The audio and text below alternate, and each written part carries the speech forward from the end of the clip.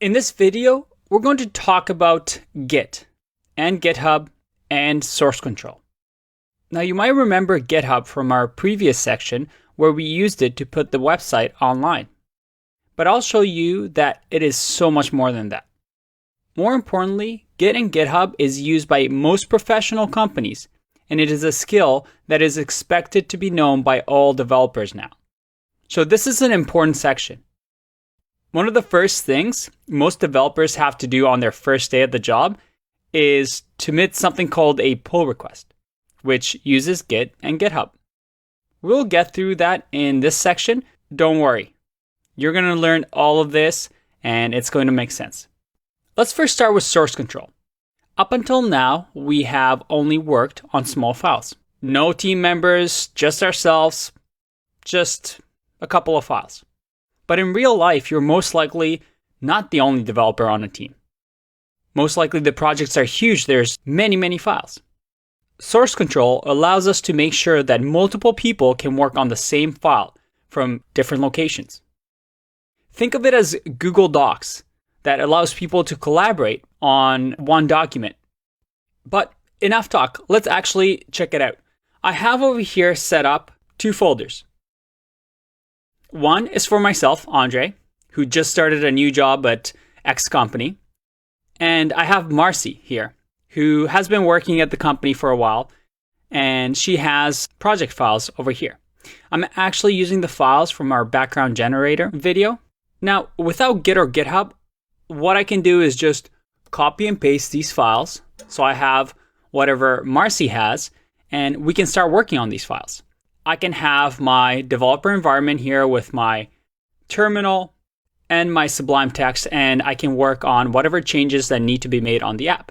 And Marcy, over here, also has her own version where she can work on it. And we're both working on the same project.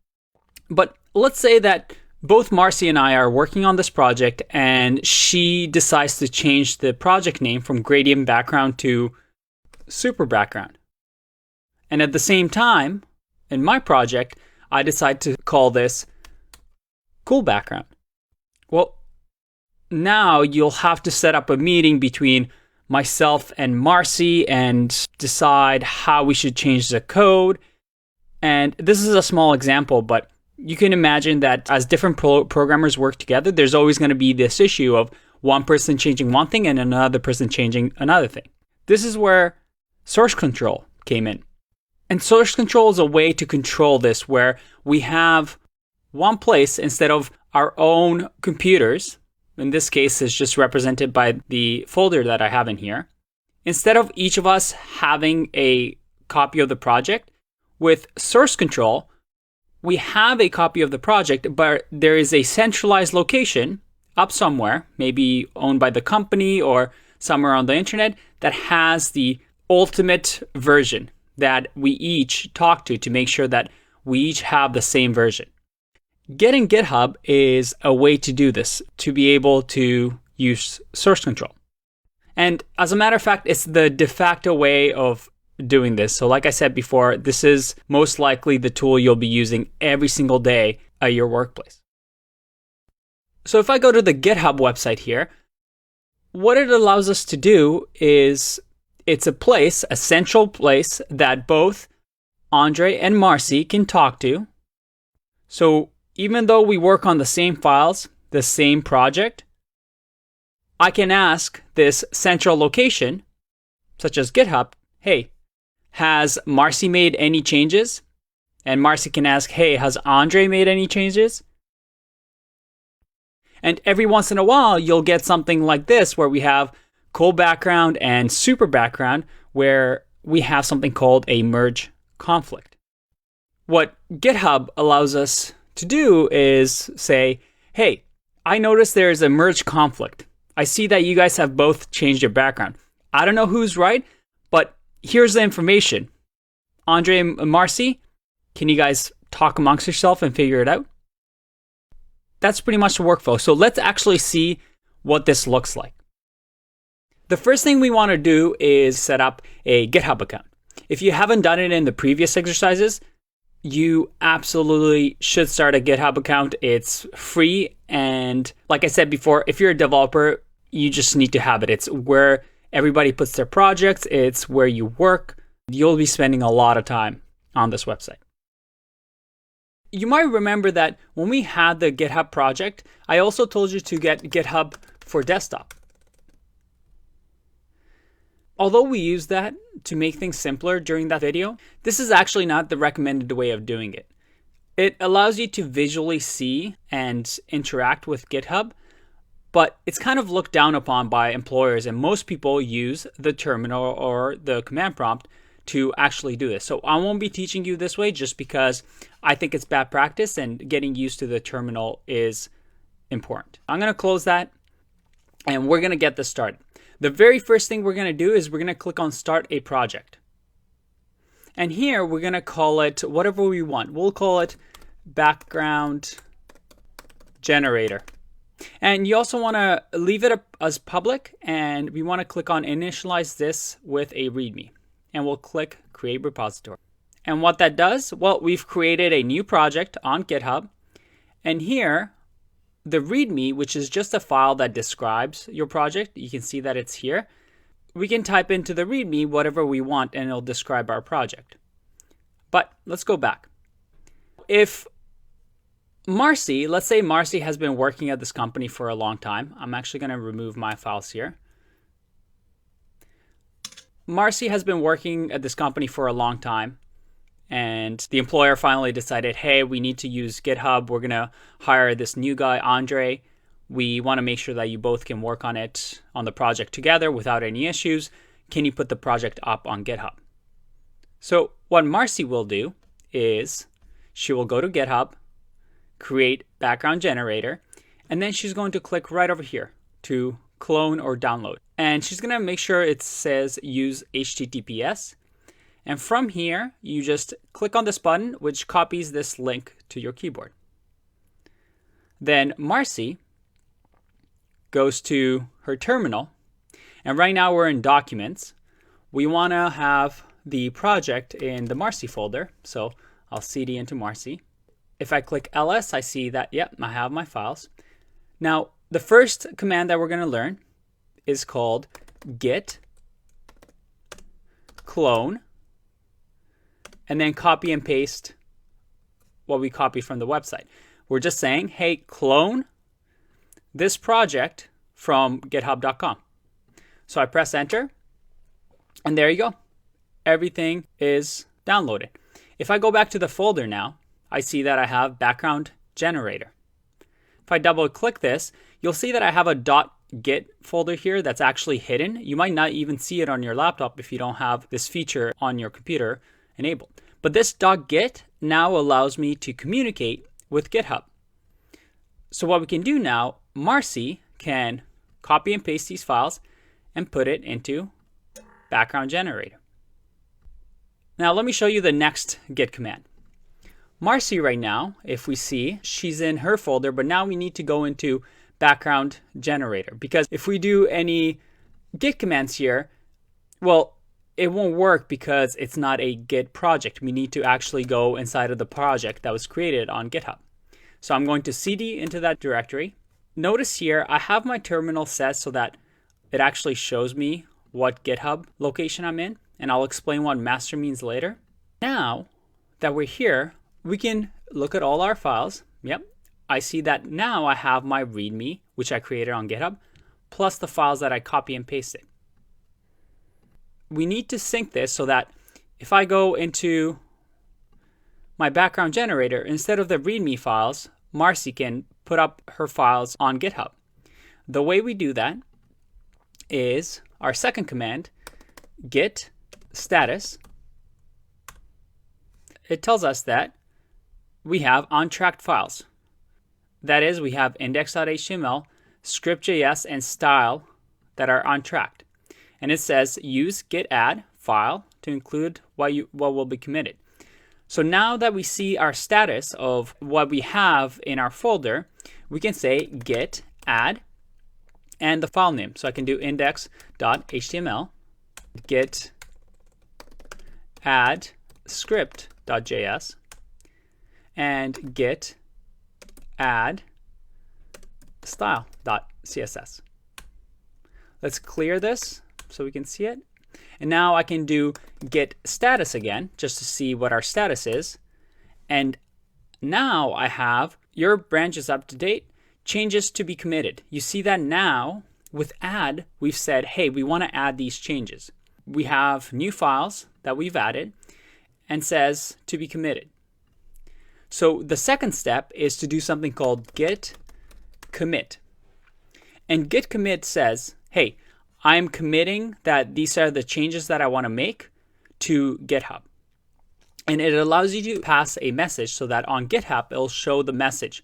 When Andre comes back in, he can say, oh, Marcy added these files and this is the message. And we do that by doing this. And within here, within the double quotes, I can say adding, starting project. Close the bracket, press enter. I'm going to clear this. Now there's one last step. We did git add to add our changes, then git commit to commit and say, yeah, we're locking in those changes. And then finally, we need to let github.com know that these are the changes. So we do git push. And there you go. It has now been pushed to this repository. So if I go back and I refresh, look at that. It's the same thing that we did when we put up our first website online, but instead of using the desktop version of GitHub, we use the command line. And now we have our project, which is very good. Now let's go back to our example. So Marcy has been working on this project. There's a Git repository, and I just joined the company, and now I need to start working on this. What do I do? Now I need to access GitHub and get the copy of background generator. The way I do that, well, I go into my folder and I do the same thing. I do git clone and then I copy and paste the repository just like before.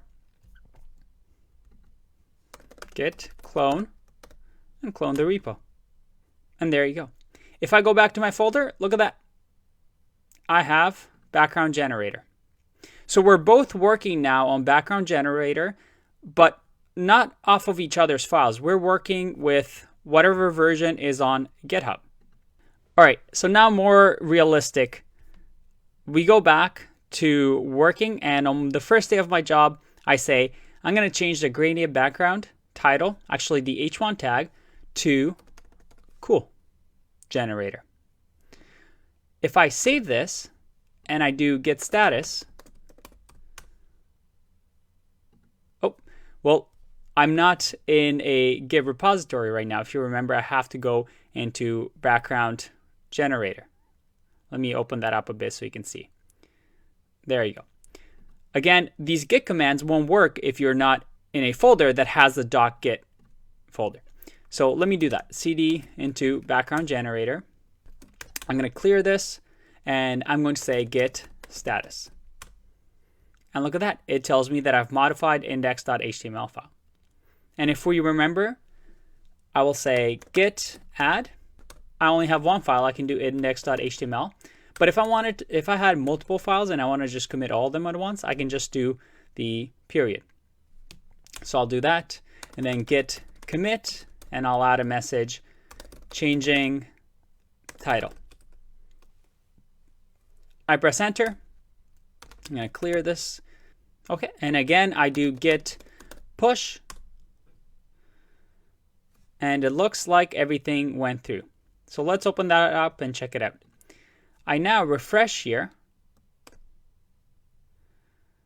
And, well, we haven't seen any changes, but we now see that we have 3 commits.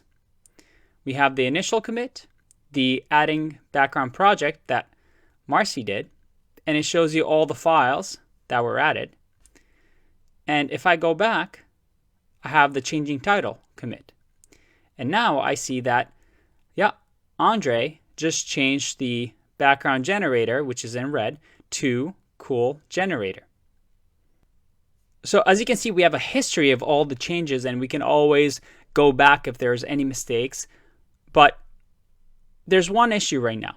If I go back to the code and I go to Marcy's computer, I see that, well, she still has background generator here.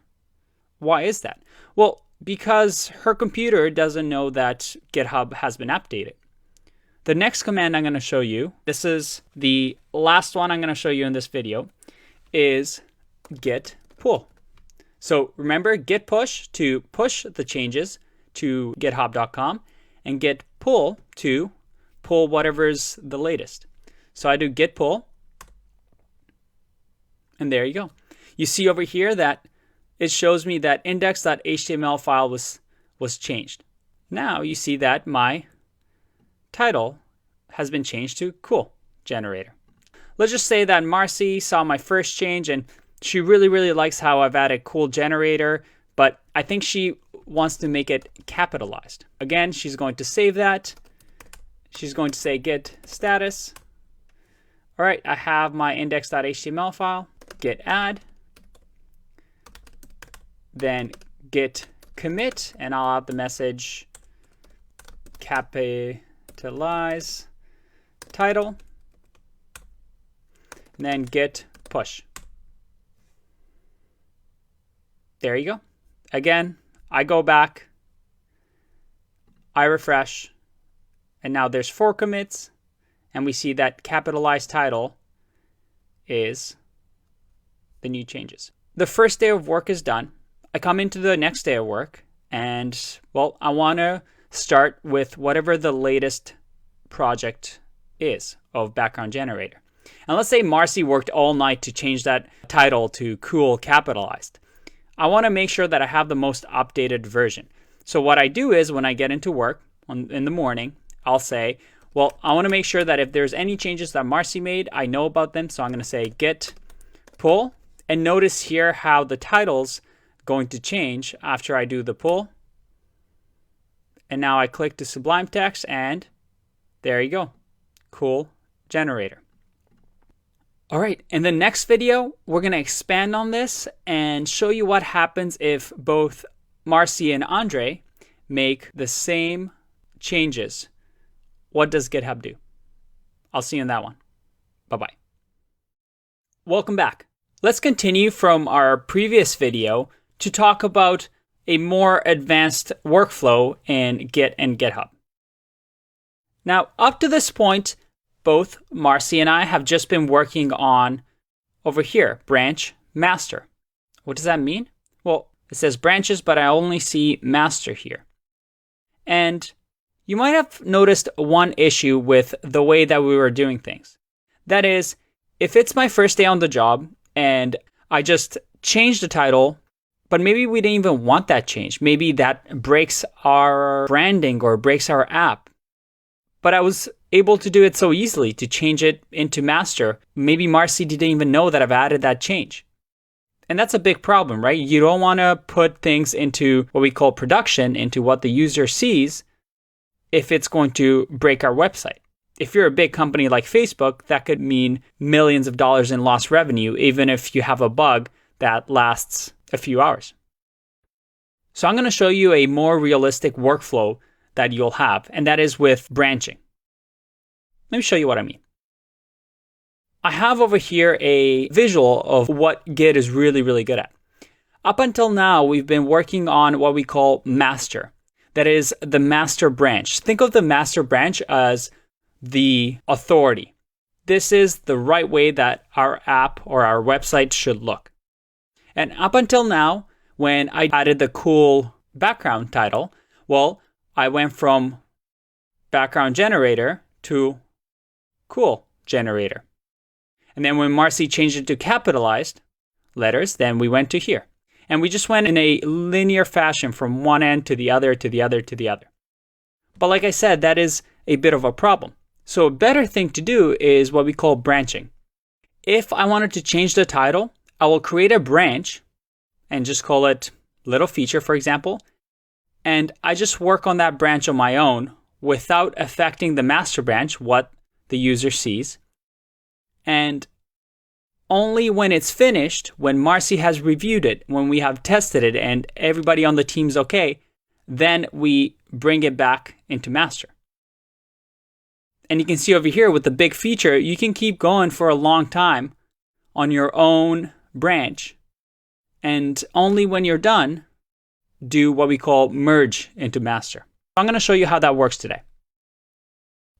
I'm going to close this and remember our example. We have Marcy's computer here with all the files, and we have my computer here with all the files. We both have our workstation set up. And now you see what master in my terminal means. And I'll show you in the notes afterwards how you can have this set up so it tells you what branch you're on. But we can see that we're both on master. That's my computer. And Marcy's computer is also on master. We want to make sure that we're both up to date with the latest GitHub. So Marcy's going to do git pull, and I'm also going to do git pull. And let's say that I'm now working on a new feature. And because it's a better workflow not to work on master, and this is a good tip generally, don't work on master, always branch off.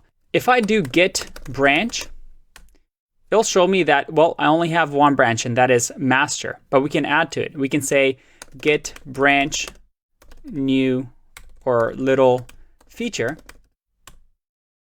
And now if I do git branch, I see that I have little feature, but master is highlighted because I'm currently on master. So the way I would go to the little feature branch, I'll say git checkout little feature. And there you go, switch to branch little feature. And now I'm on little feature branch.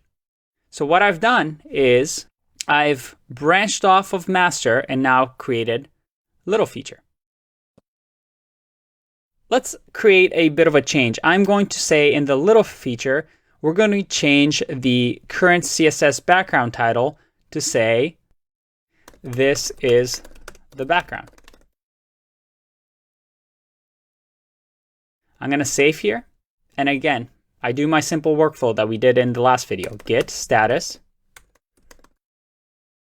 I see that, yep, we have the index.html change. Going to clear so we can see. So now that we've made this change, let's do git add. And again, just git status to make sure everything went through. Yeah, we're ready to commit index.html. So we'll do git commit. Message will be changing text. Perfect. Let's clear that. And now, again, in order to let GitHub know of the changes, we need to do git push. So we'll do git push. All right. Let's go to GitHub and see what happened. We see that now we have this yellow bar that just showed up and says you recently pushed branches. So if I click on this green button here, compare pull request, it shows me what changes I have, which is I've changed the title.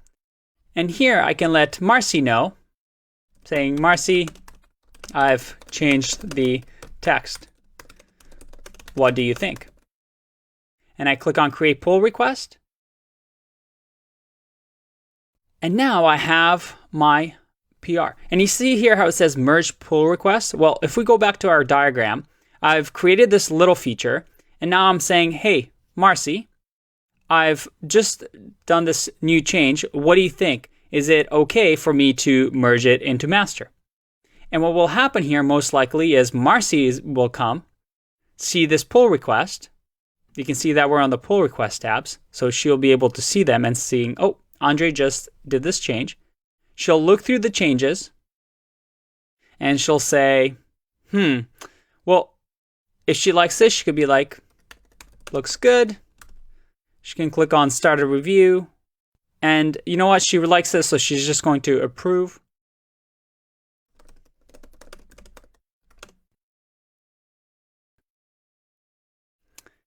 Now, Marcy or myself, usually you don't want to merge your own pull request. Somebody on the team does it. Can now just say merge pull request. Confirm merge. And there you go. Some teams like deleting the branch afterwards, so you can just click delete here. If I go back to the code, well, I don't have the branches anymore because I just deleted it. But in my master, if I go to index.html, I see this is the background. So now Marcy can go to her project and say git pull. And again, she has the latest update. Now let's talk about some conflicts that can arise. Now let's say Marcy wants to change something, and I also change the same thing, and we get a merge conflict. Let's see what happens. So let's say Marcy wants to create a new feature saying, we'll call this one big feature.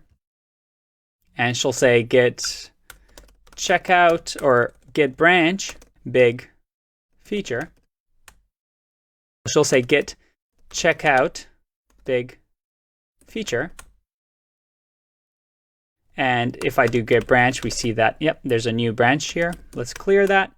And she'll say here that she wants to change this back to background color or background generator because all the users are complaining that the title changed and they like the old title. So she's changed that. She has done the git add, git commit, reverting back to old title. Perfect. And then she's going to do git push. Oh, let's clear that first actually. And we do git push. The first time you get this, you might get this error saying that there's no upstream. You just copy the code that they give you here. Perfect. Now if I go back to background generator, I see the big feature pull request over here. And just to show you that you can have multiple commits, let's say Marcy decides to, oh, this is me. Marcy decides to add an exclamation point here. She can just say again, she saves this. That's clear. She'll say git add, git commit. You do this a lot, so you'll get really, really good at Git after working at a company for a while. And she'll say added exclamation. Oops. That's not what I wanted to do. Git commit. Commit. Added exclamation. And she'll do git push again. And let's go back to GitHub. If we look at the pull request, it'll actually have both of these, reverting back to old title and added exclamation. And we see over here both of the changes. Create the pull request, needs changes, Andre. So while this pull request is out there, I decided to start a new branch called, let's just call it conflict for now. And I'll do git checkout conflict. And now in the conflict branch, I decide to change this to just completely remove the cool generator. I save that. Again, I check my status and index.html file has been changed. So while this is happening, I get Marcy to merge the pull request. So she's entered it into master. Her pull request is in. And now if I go back to my conflict and I do git status, and we have to add these, so git add, then git commit. I'll just do a short message here, just check. And now, if I go back to master, oh, I have to do git checkout master. Again, before I push my changes, I want to make sure that I have the latest version of master, so I'm not changing anything, or I won't have any conflicts. So I'll do git pull to get the latest. And now I go to git checkout conflict branch. And I can do this command, git merge master. So I'm saying merge whatever is in master into conflict. Marcy has been working on the big feature and she's merged it. So now master has the big feature branch. But I've also created another branch and I've been working on my own on the conflict branch. And the conflict branch doesn't know anything about master. So I'm saying, hey, whatever's in master right now, which includes the big feature that Marcy worked on, pull it in and make sure that there's no conflicts. So I do that. And I get conflict, merge conflict in index.html file. Now, if I actually click on Sublime Text, let me open this up so you can see it better. Oh boy, I get this weird little syntax. It's overwhelming at first, but it's easy to see what's happening. Head is where my branch is at, and it shows me that here to the end, I don't have the H1 anymore, but in the master branch, we have background generator. Now I can talk to Marcy and say, hey, Marcy, do you want to keep the background generator title? And she'll say, yes, that was the right thing to do. Don't change the background. Well, in that case, I just remove these lines and remove this and save now. If I do git status now, okay, we have the modify status here. Let me just make this smaller again so you can see. So let me clear this. What we do now is we have to do git add, again, because we made those changes. And we have to do git commit fixing merge issue. And I forgot the M. Let's try that again.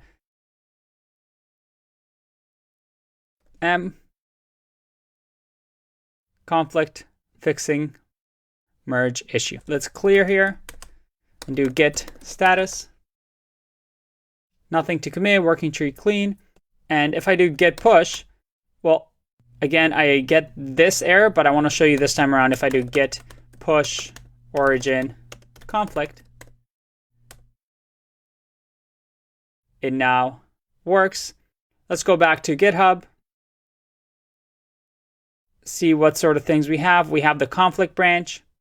And if we look at the conflict branch now, well, there's nothing changed because, well, I just reverted all my changes. So it's completely empty. There's no changes now. So Marcy will be like, hey, did you mean to make this PR? It's empty. So I'll see this message on my PR and I can keep going. And that's pretty much the workflow that you'll see in Git. I'll leave the commands for you after this. But you see, it's very, very nice to work with. You learn a few commands, and as long as you have this visual model of every time you're working on something, you always create a branch. You title it with whatever feature you're working on. And every once in a while, you want to pull master and merge master into your branch to make sure that you're not missing out on any updates that other developers or teammates have done. Once you're done with your feature, you make a pull request by doing git push. And that pull request, you'll add comments and people will review your file changes.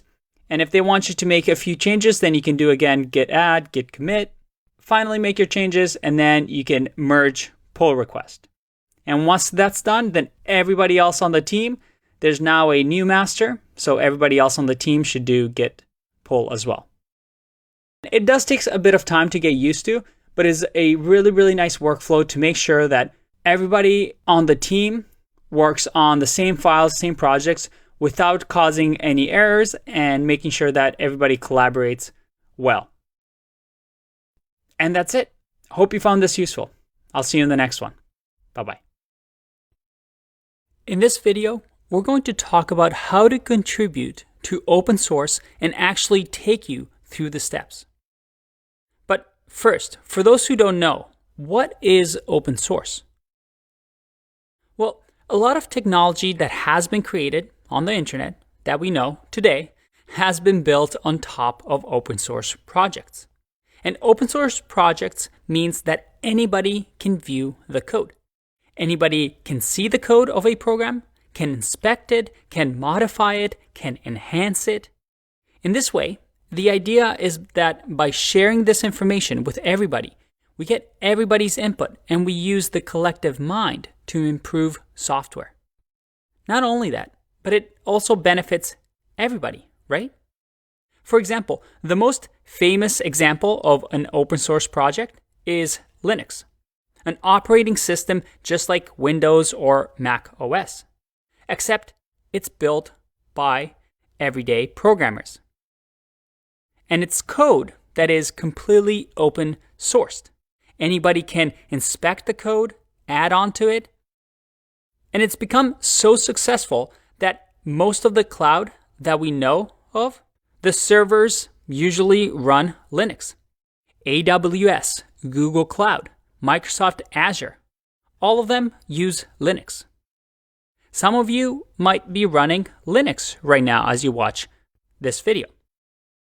So not only do you get to work with other developers from around the world, where you can build great projects by just working in teams, by learning how open source works, well, you don't have to create something as big as Linux. You can create a project with a friend, something very small and simple. It doesn't really matter.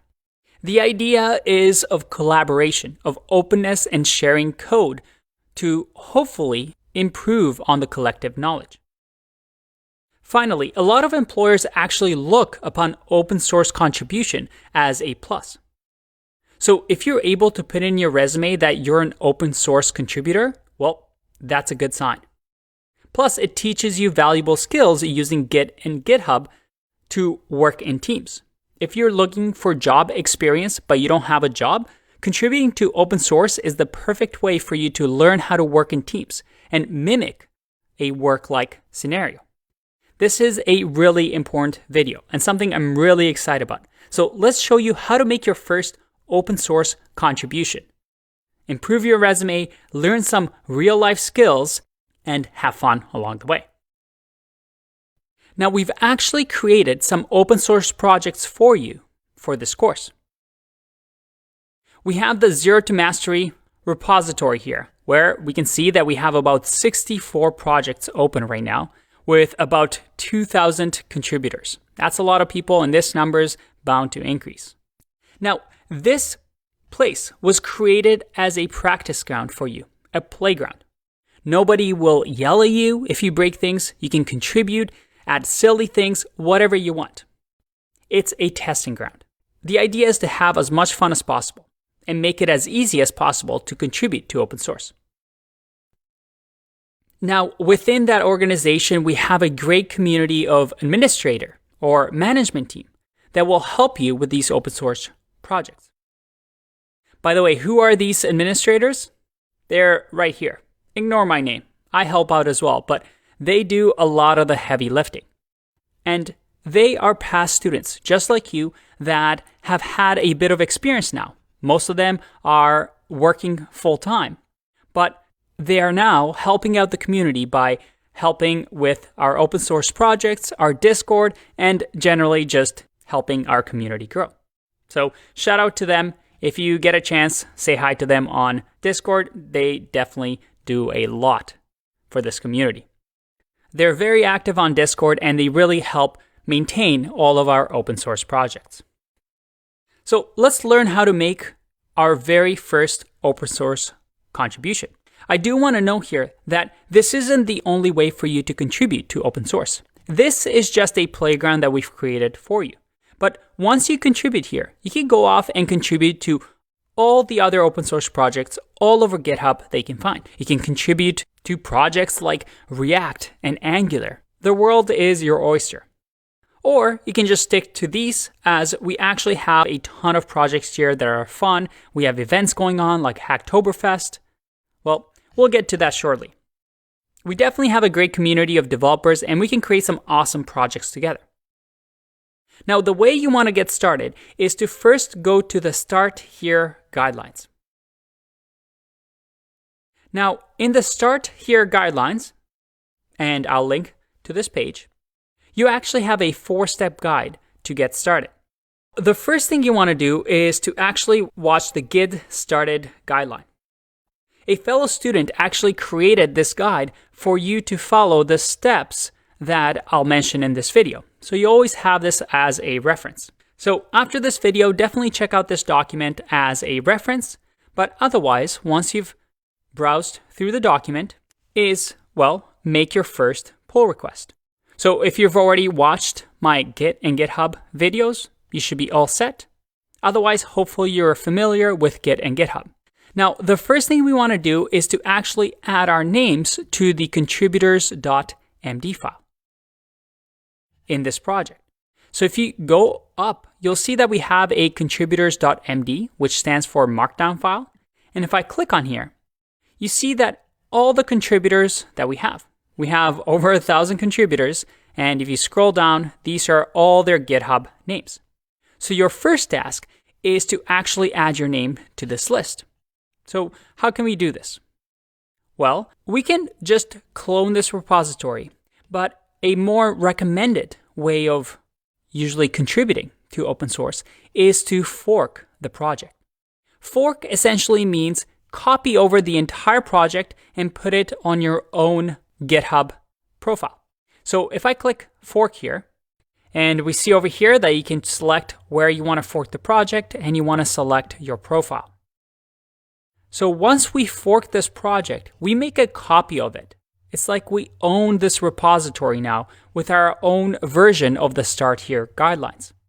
So once we have this, we can clone this repository using SSH or HTTPS, whatever you prefer. In my case, I'll use SSH so that I don't have to use my password every time. I can now say git clone and clone this repository. Now we can cd into Start Here guidelines, and we can open this up in our favorite text editor. Now, once here, let's clear this.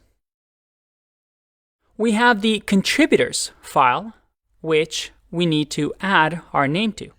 Now you can see here the contributors file is getting quite long because, well, we've got a lot of students who are contributing to open source.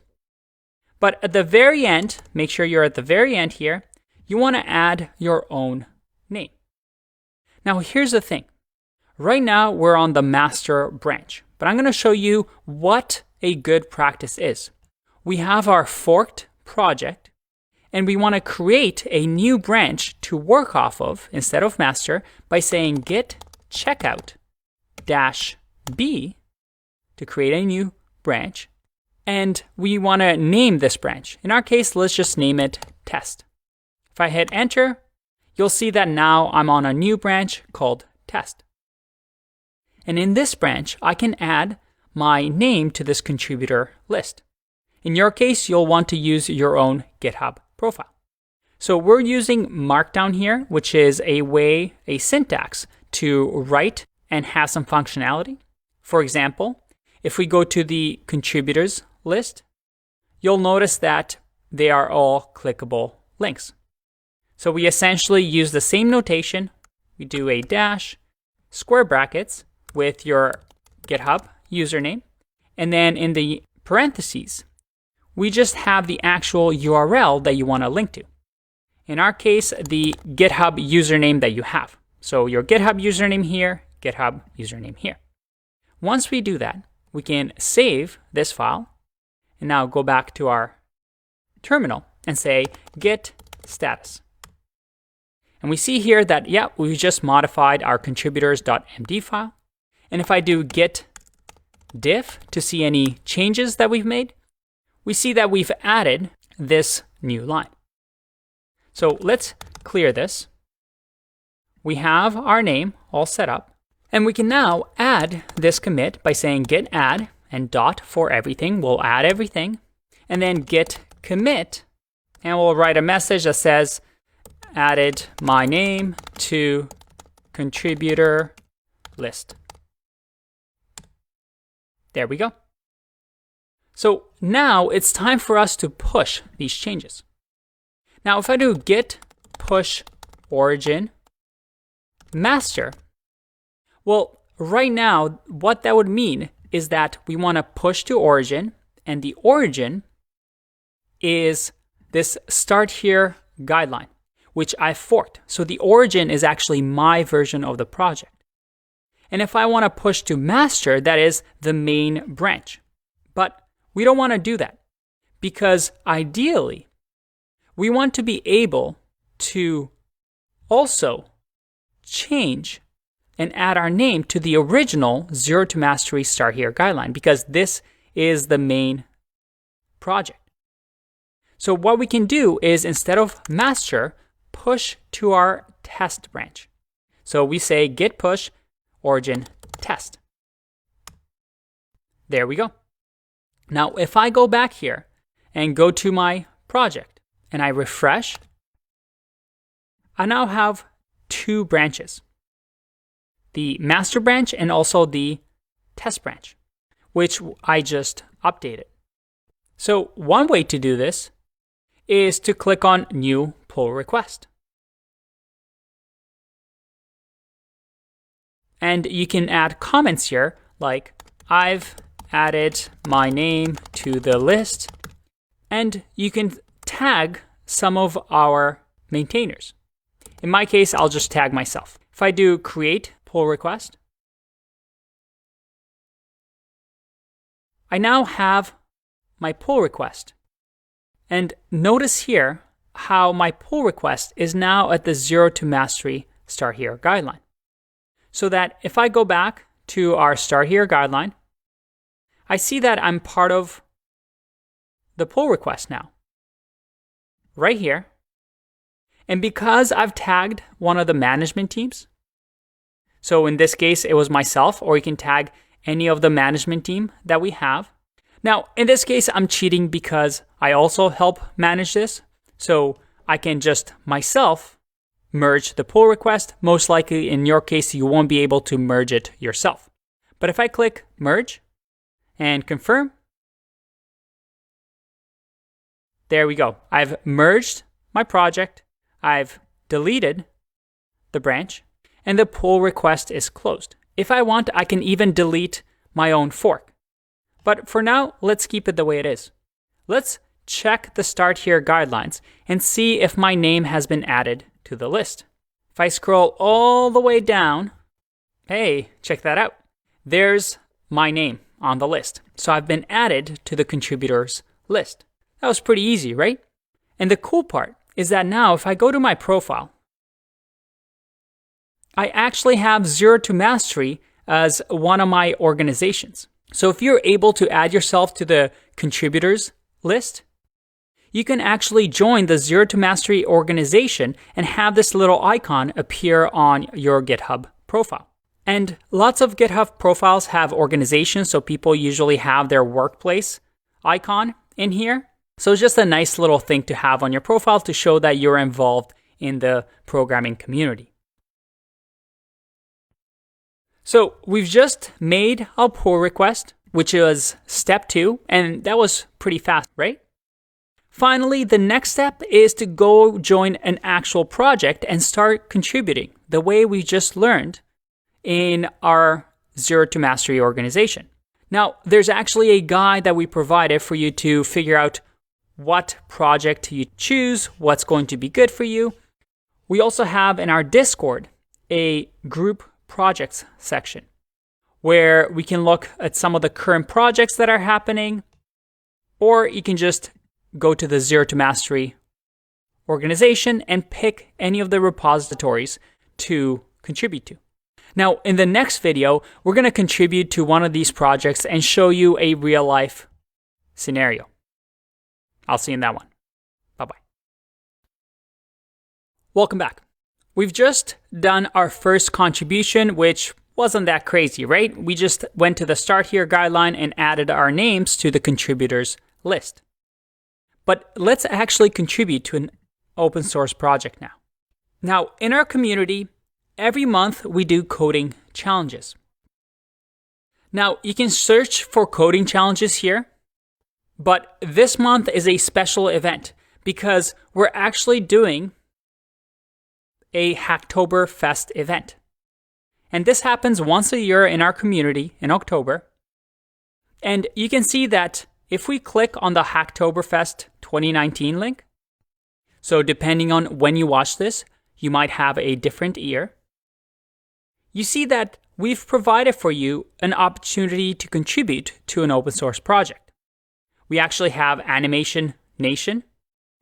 We have a Santified project, and also a Python project. And you can contribute to any one of these. So if we look at Animation Nation, well, people have contributed their CSS animations here. Ooh, this one looks nice. We also have the Santified project. So people have created a little Santa website. That's kind of nice. Very, very cool. And then we also have the Python art project that actually does something really cool. If I go to the website here, it'll actually turn an image into ASCII art, which is really, really cool. Now, there's tons of projects that you can do, but let's try and do this Animation Nation project. So the first thing I'm going to do is go to the project repository and follow the steps that we've done before. That is, we fork the repository. We now clone this repository. Let's git clone. And while that is being cloned, let's look at the instructions. Now, most open source projects will have instructions on how you can contribute. In our case, we have a nice step-by-step guide. So in the art directory, create a directory name after yourself. Okay, that's nice and easy to do. So let's cd into the Animation Nation project. Let's open it up in Sublime. And we see that there's an art folder. And in here, we have to create our own name or our own folder with our name. I've actually already created a folder called Animatron that has a little CSS project with index.html and CSS. So just to show you, let's move this. Or just to show you, this is my little animation using some simple index.html and CSS. Nothing too crazy. Now, all we need to do is move this into the art folder as the instructions have given us. And now we've added our project. Let's see, where's Animatron? There it is. That's my project over there. Next is to, well, within this folder, make sure we create two files, an HTML file and a CSS file, and link the CSS file to your HTML. Using only HTML and CSS, create a work of art. So I've actually already done that. Again, if we go back to the project, I have an index.html file, very, very simple, that's linked to a style sheet. And this is my styles that I've added for my animation that has these little lines. Now, the last part here is to add my own card to this section, to the include.js file. So let's just copy this, go to the includes or include.js, and you see this is where everybody enters their information. And right here, we can just add what we copy and pasted. Make sure the indentation is proper. So the art name is going to be called Animatron. Page link is going to be, well, the name of our folder. So Animatron index.html.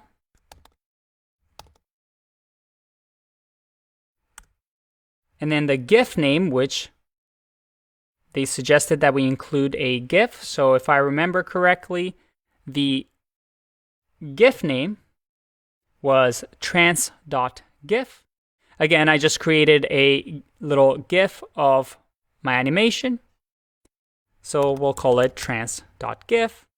Author is Andre, and the GitHub link is my GitHub link. All right, so that should be good. Let's now make a pull request. Now, notice here how I did all these changes on master. Ideally, we created these changes on a new branch. So we can actually just do that now. Git checkout B and call it animatron.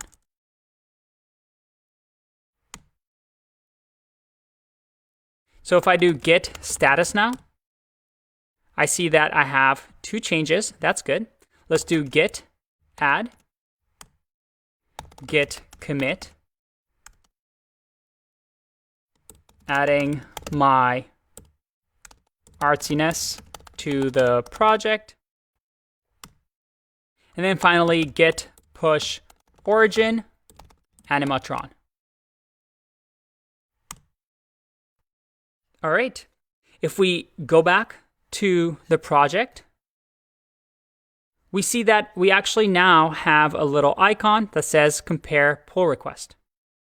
If I go back to the forked repo, 0 to mastery, you see right over here that I also have this yellow banner. So if I click on this and say, please add me to this list, and we'll link to, this is Joy, who's one of the managers. So I'm just going to say, please add me to the list. We actually don't even need to tag her because she will check this occasionally. So I'm going to create a pull request.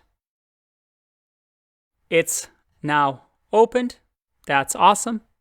So please add me to the list. If I look at my file changes, you can see that these are what I've added to the project. So if I now merge pull request, again, you won't be able to do this, but some of our management team, people who are managing the open source projects, will be able to merge for you. We can delete the branch since we have merged everything. And now let's see if the changes have been made. If I go to the 0 to mastery Animation Nation, so if I now look for my project, hey, look at that. There's my little animatron project that, well, there it is. There's my CSS. That's beautiful. Now, the way this project is designed, it randomly selects the CSS animation. So it might not show all of them at the same time. So you might have to refresh this a few times. But just like that, I made my open source contribution.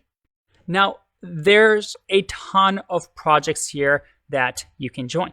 And like I said, this is a playground for you to test, make mistakes, because this isn't a real workplace.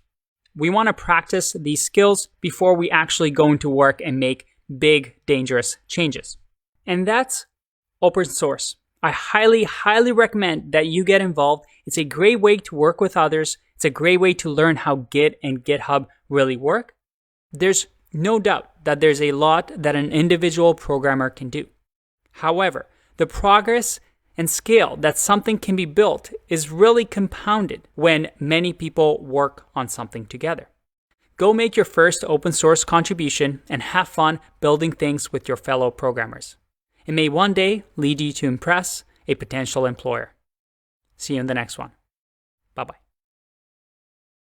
The most successful people that I know, and I'm not just talking about developers, I'm talking about all the successful people that I know, are masters of learning. We all have the same amount of time in the day, 23 hours, 56 minutes, and 26 seconds. However, some people are able to accomplish more than others. Why is that? I'm a big proponent of efficiency. If you're able to learn something in much less time than somebody else, then you can compound the benefit over your lifetime. Now, I know many people have different learning abilities, but this isn't a contest with others. This is a contest within yourself. Figure out what makes you successful in learning. Don't compare yourself to others. Whether you're a visual learner or maybe you need to take breaks every 30 minutes, figure out what your best learning style is. Learn how to learn. Don't just watch videos blindly at 2 times the speed and expect to learn everything. Find the most efficient way that works for you and keep practicing. By learning to learn, you become a better developer. As developers, we have to constantly learn throughout our career. Our learning never stops because technology is constantly evolving. So if you want to be a successful developer, you have to learn your best learning style. It is better to figure out what makes you tick, what makes things clearer for you now than later on in your career. Start early, figure out what is the best method for you, because it's going to be a skill that you're going to use throughout your career. This is something that we started our course with. The idea that when learning something with our limited time and resource, we need to make sure that we understand the most important concept. Why are we learning this? Why is this worth my time? And why is this something that I should dedicate this time to? Too often we see new things in the developer ecosystem. It is always exciting to be working on the newest and shiniest thing that everybody is talking about. But remember, those libraries and frameworks and configuration files and tools, those things come and go. They're always changing. You can be a master of Webpack one day, and 2 years later, nobody cares because there's a better tool out there. The things that stick around are the fundamental computer science topics and software development practices. Sure, these things change over time as well, but they always evolve slowly with why in mind. When learning new things, make sure you understand why the solution was created. What problem is it solving? And why is this the answer to your problems? If you're able to do this, you stop being a player in the game of catch-up in the developer ecosystem, always trying to learn the latest library, the newest tool, the coolest functions to learn. It's like a game of hamster who's constantly trying to keep up with the wheel, trying to run on that wheel. But instead, be an observer who is watching the ecosystem evolve from above. Watch how new libraries come and go. Understand the why of each libraries, what problems they solve. Understand the big picture, why we do things. But be the observer, not the hamster. You'll have a happier, longer career overall. Trust me. You won't be constantly trying to catch up with every library and framework this way. This big picture vision is what makes a senior developer or a manager or a leader. They don't have narrow vision. They see the entire ecosystem and they are able to make smart decisions because of that. So always start with why. In this video, we're going to set up our terminal to look nice along our newly set up Sublime Text. As you know, the terminal is just a text-based way to communicate with the computer instead of the graphical user interface that we normally use. As developers, you will spend a lot of time with the terminal, especially as you become more and more senior in your role. So let's make it better. If we open up the terminal, I have it open already for myself, you see that we have the word bash here. Bash is a type of shell that a terminal can have. And what do I mean by that? Well, just as the name suggests, it's just the casing around the terminal that is customizable. There's actually more than one shell. Bash is just one of them. One of my favorites are OmyZSH, there's the fish shell, and they all have different things that you can do with them, but it's just another way to customize your workstation. Before I get into that, let's just customize our bash. The way we do that is we can first start off with getting something other than just having this to the left. The way we do that is we type in nano, which is a text editor, and then we do squiggly line /bash _ profile. And here what we opened is a file that is the bash profile. So this is what our profile will look like. This file gets read every time we open up the terminal. In here, we can put in a bunch of things that we want our terminal to do. One of the cool things that I really think is fun is updating your PS1 variable. And I'll link to this website. And there's a bunch of examples here that we can use. Let's just pick one that, like this one over here. All we do is copy and paste this. And within our bash profile, we can just copy and paste. And as you can see, our PS1 now equals a whole bunch of gibberish that we don't really need to worry about. We see over here that to exit, we need to do Control X, then save modify, we just press Y, and then press enter. Okay, nothing happens, but the way we fix that is we now do source, and then bash profile. It essentially reloads our profile now. And look at that. We now have a cool little prompt to the left. So you can set up your PS1 to display whatever you want. If you want your current directory to display, that's great. If you want your username to display, that's good as well. You can set up in a ton of ways. The other thing that the terminal lets you do, if you click on something like edit background color, you'll get a few things that you can change in your shell. You can change your color based on what you want. And if I bring this over here, you can also click on the profile and actually it gives you a bunch of pre-built ones that look really cool. Let's do Pro actually. Very nice. Again, you can customize this as well. And as I mentioned, a different operating system, you have your own ways to customize it. But every single one usually has a profile and a way to modify what gets displayed based on your needs. Now, the one that I really, really like is a shell that's different than bash. And I've used this one before, which is really, really good. It has a ton of themes that you can use. They have a bunch of options and you can play through them. The one that I really like is the fish shell. It's very simple. It has all the operating systems on it. And I install it using Homebrew. For those on a Mac, Homebrew is a way to install anything from the web. So instead of me going to a website and installing something, I can use the command line to download things. If you go to the Homebrew website, brew.sh, you can actually just copy this link into your terminal, copy and paste it, press enter, and it will install Homebrew for you. I already have this installed, so I'll just exit that. The way I install fish, you can see over here, all I have to do is say brew install fish.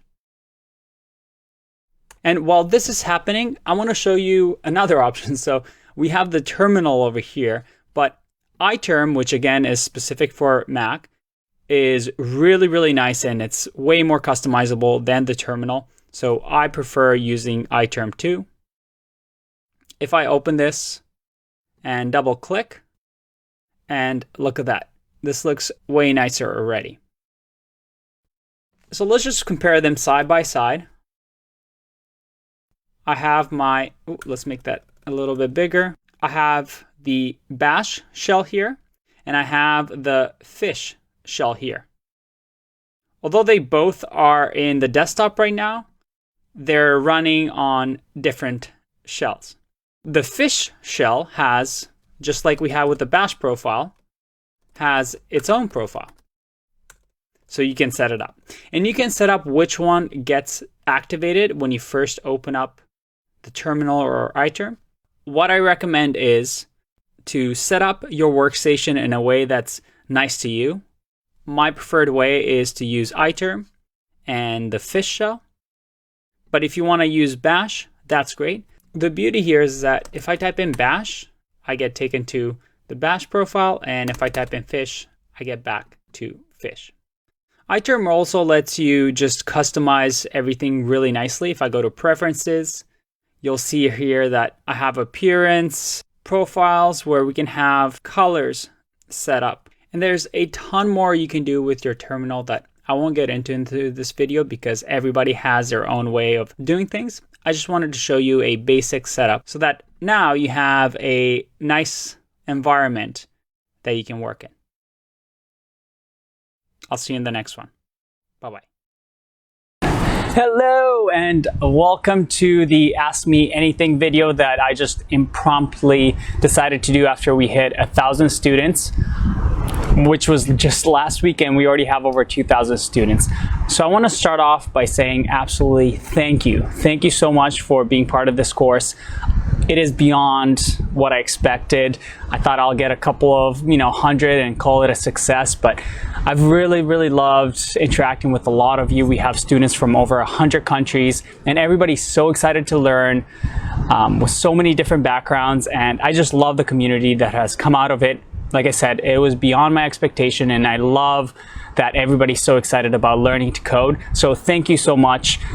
I've created a couple of videos for you to watch, but I think the community that's forming around it, that's supporting each other, and hopefully in a few months, helping each other to become the web developers that they want to be, I think that's the most amazing part. So again, thank you so much. I'm just going to answer a few questions that some of you have asked to celebrate getting to 1,000 students. The first one that I see over here is from Ashley, and she asked, what was your biggest hurdle after starting a new career field? I think the biggest hurdle that I encountered was definitely the imposter syndrome. You may have heard of it. It's the idea that you feel like an imposter. You feel like everybody else knows this stuff except you. You sit in a room and people start talking and you realize that you have no clue what's going on and you're afraid to ask questions. And I think that's the biggest hurdle. Realizing that when you read something or watch videos online, people have practiced this and made sure that there's no mistakes in their writing and their videos, and I did this as well. And what this means is that what we project onto our videos or onto our blog posts isn't exactly us being perfect. It's us iterating and making sure that we check our mistakes and fix them.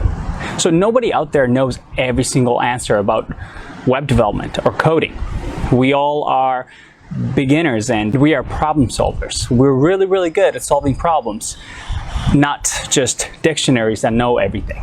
So really realize that you're not an imposter. You're not less than everybody else. Everybody has these difficulties, and I think the biggest thing you can do as a developer is ask a lot of questions. Anytime you don't know something, ask questions. Don't feel like you're the only one that doesn't know. Most likely other people in the room don't know, except they are afraid to ask a question and raise their hand. So I think that's the biggest hurdle. You get over that and you get comfortable asking questions to your coworkers when you don't understand something. I did that a lot when I first started coding, and I was able to get answers and progress a lot faster than most people that didn't ask questions. All right, so next question was from Mike. Other than JavaScript, what is the most important language to learn? I have to say probably, other than JavaScript, Python is a really good language to learn, mostly because it's used a lot in machine learning, and it's a very fast growing field. And I'm going to write a little bit of a blog post on it so people can get familiar with it, but Python is definitely interesting. The other one I would say is Solidity, which is the coding language that is used in building distributed applications for Ethereum. If you haven't heard about blockchain and all the hype with cryptocurrency, I think Solidity is a really interesting one. In 2018, we're going to see a lot of distributed applications being created, and there's a huge demand for developers who know that language. So I think those two are pretty exciting. I'll be writing a blog post about it so you can get more information. But yeah, you should look into those as well as JavaScript. But focus on JavaScript first. All right, next question was by Wasim. And he asked, if you were to hire a React developer from students who completed this course, what do you I can't read today. What would you be looking for, and what questions would you ask? All right, so I think I would ask, number one, what's the benefit of React?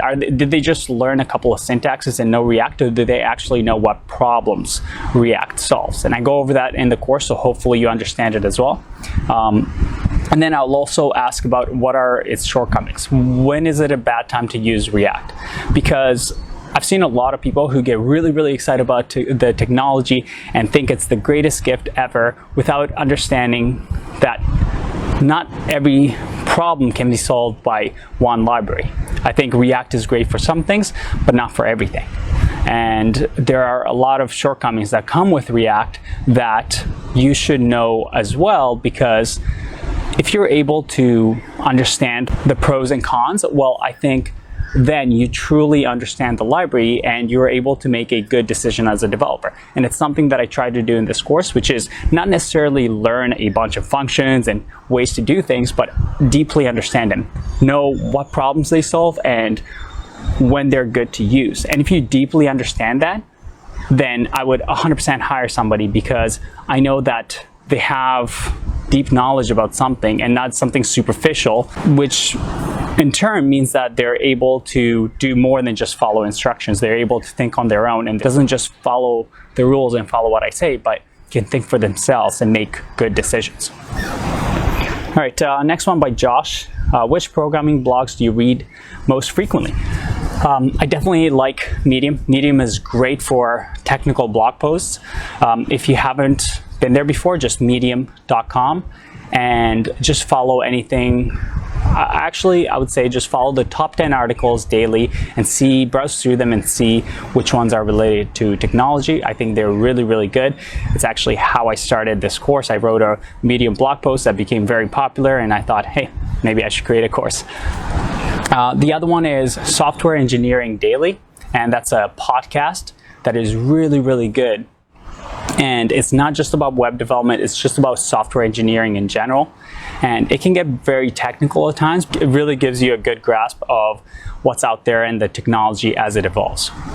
And then finally, for JavaScript, there's a JavaScript weekly newsletter. You can Google that and sign up for it, and every week it'll give you updates on JavaScript. Okay, a few more questions we have. What did you do prior to your career change?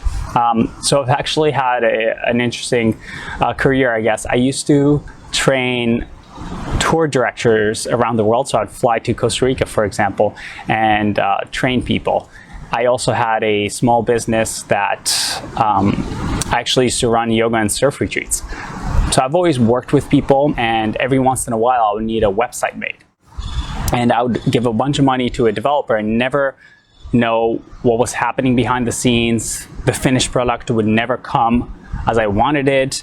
And it was kind of this black hole that I was throwing money into. So I wanted to learn it for myself, and that's kind of how I got into the field. And next thing you know, I really, really enjoyed it and decided to make the career move based on the fact that A, it's a great industry to be in, and that I found it interesting. The next question was, how did you get your first job as a dev?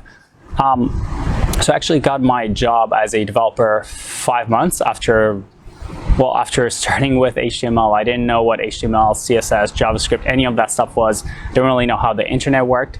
5 months later, I got a job.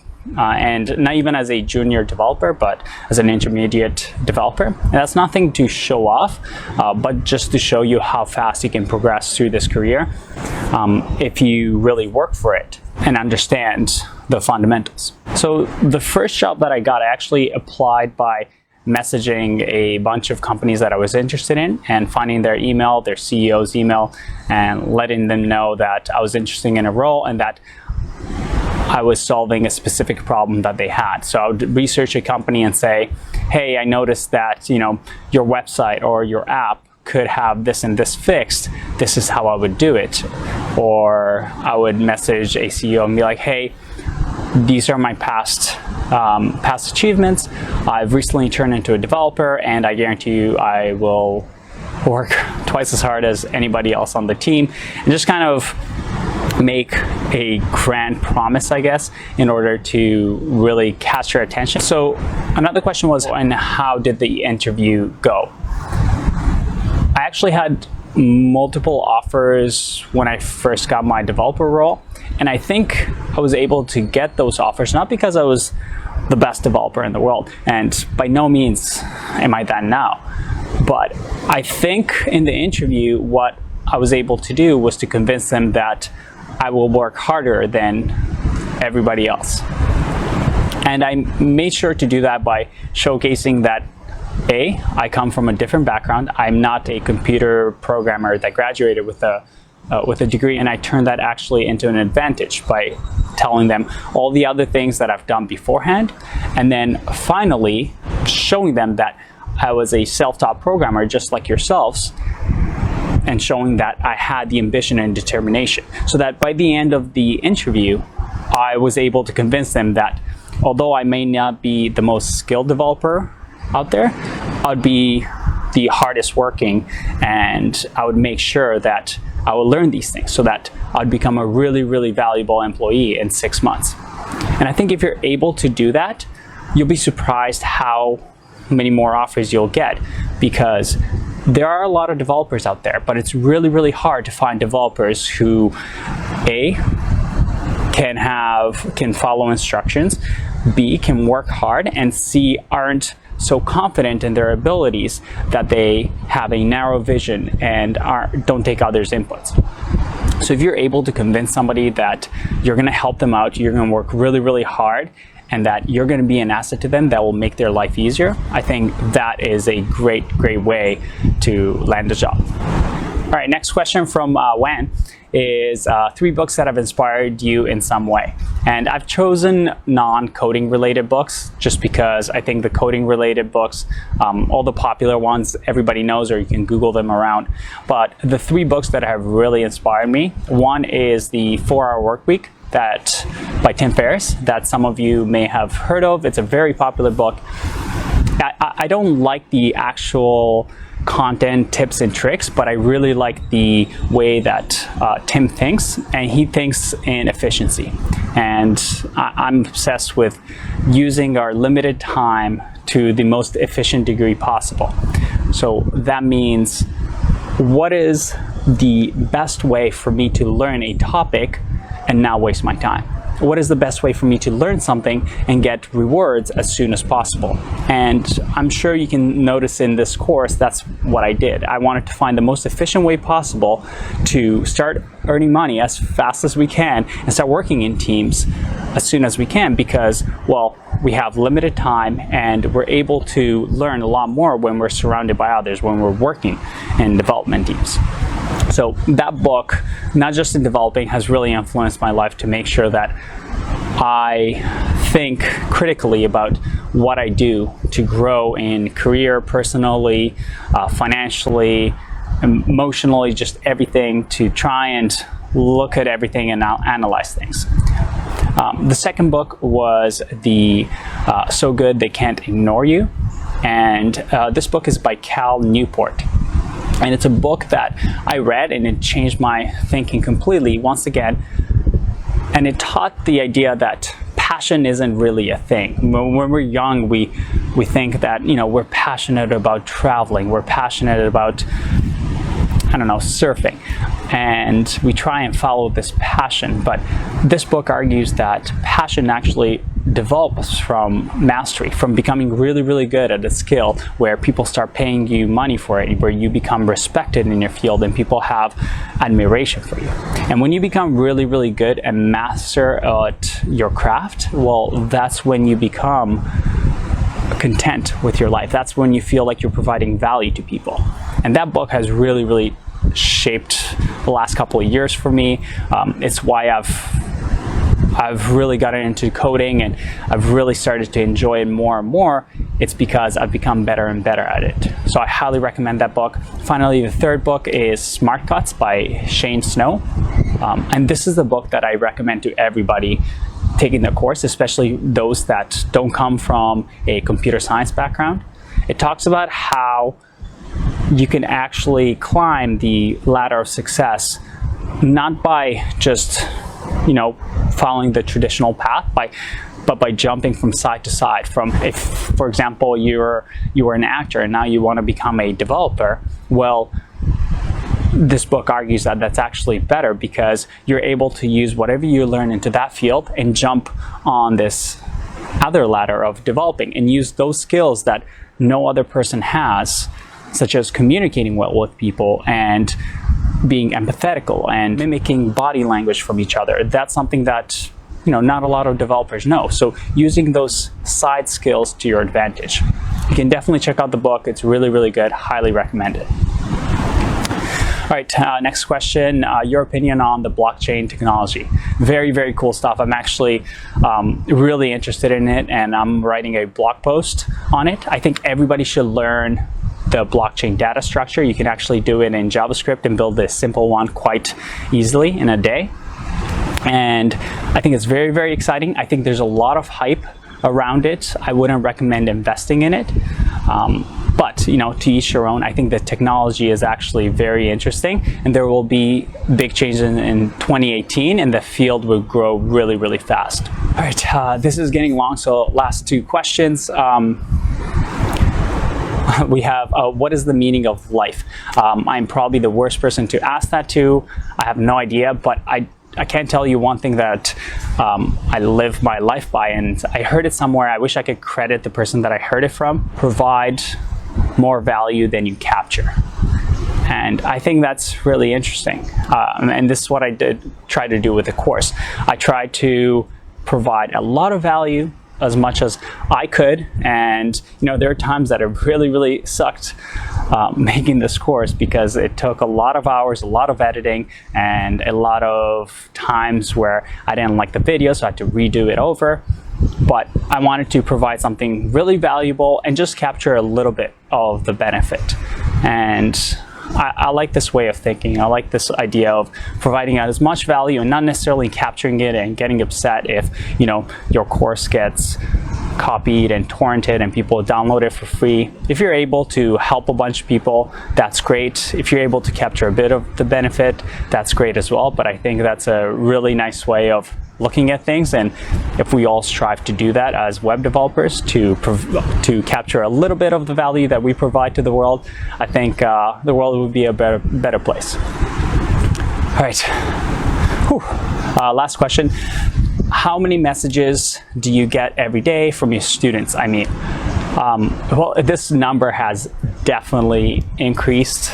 You know, I'm very, very excited about it. I can't believe that we have over 2,000 students now, and I definitely spend a lot of time. I wish I kept track of things, but you know, I wake up in the morning, I spend about an hour answering messages, then in the afternoon I spend another hour or two answering messages and questions, and again at night I do that as well. And if I don't do that 3 times a day, I won't be able to keep up with it. I'll have to figure out a better system to it, because I do want to answer each student, and I want people to feel comfortable asking me as many questions as they can, but I do also want to continue providing new videos and evolving the course to be better and better based on feedback.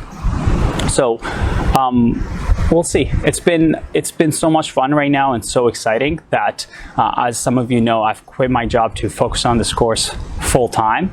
So all the feedback, all the community, and everybody that's helping me out on Slack, answering questions, and trying to form open source projects.